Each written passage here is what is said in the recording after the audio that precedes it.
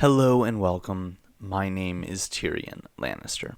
Well, folks, we've got a new update, and with it means we're going to break it all down. So if we go to the new notice, as you can see, there are a few different categories. We've got the new Night King evasion coming back. There were some improvements, and there were some bug fixes. So, starting with the Night King invasion, this is an event that we had a little while ago.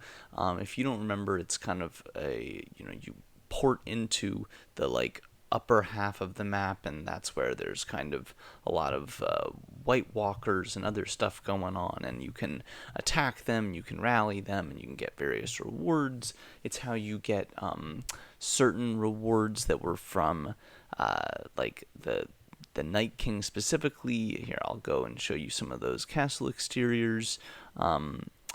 And these are certain ones that were only available in that event, and I think this will be a way to kind of get more of them or potentially give a permanent version of them. But I'm thinking of this like Sacrifice of Eternal Winter or the Night King Invasion.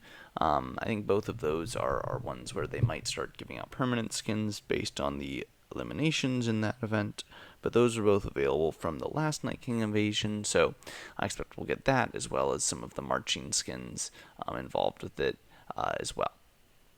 Okay, so that's coming back, and it basically sounds like it's going to be coming back on a monthly basis, where it'll be or I shouldn't say monthly, but season-based, as they said, and that's pretty typical of most of the other major events that we have, but we'll definitely learn more about exactly how that's going to work and how it's been tweaked once we get it. But I assume it will be the same as before. Okay. Some improvements to the Alliance Lost Realm. I'll quickly go and show you this. So all they're talking about is if I go to my Alliance and I go to my Alliance Trials and I go to the Lost Realm, well, now there's a ranking reward for each normal, expert, and epic for each of the three. In the past, it was just on the epic one that there was a ranking reward, but now we have them on each, so there's a full ranking and we can see how people did, and there are some small rewards that they get based on that ranking.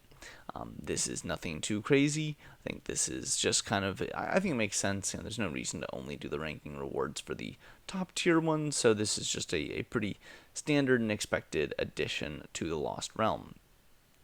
Okay, so if we come back to our notice, we'll notice that there is some more red dots going on. I have some sort of mixed feelings about this. I think that there are a lot of red dots in this game, and I don't necessarily need more of them, but it is what it is. These improvements to the Weirwood Tree, I have to say, I don't actually know how to see this, because unfortunately if I go to the Weirwood, so first of all, you do get this new icon here and down here to indicate that, oh, your rewards are ready, and I believe that this is a new screen. Frankly, I typically just go and auto get all of my stuff because it's a lot easier, but as you can see, I can claim this here, I can blitz here, and these are both ways for me to get it, and it kind of shows me exactly what I should be getting as well as what's accumulated.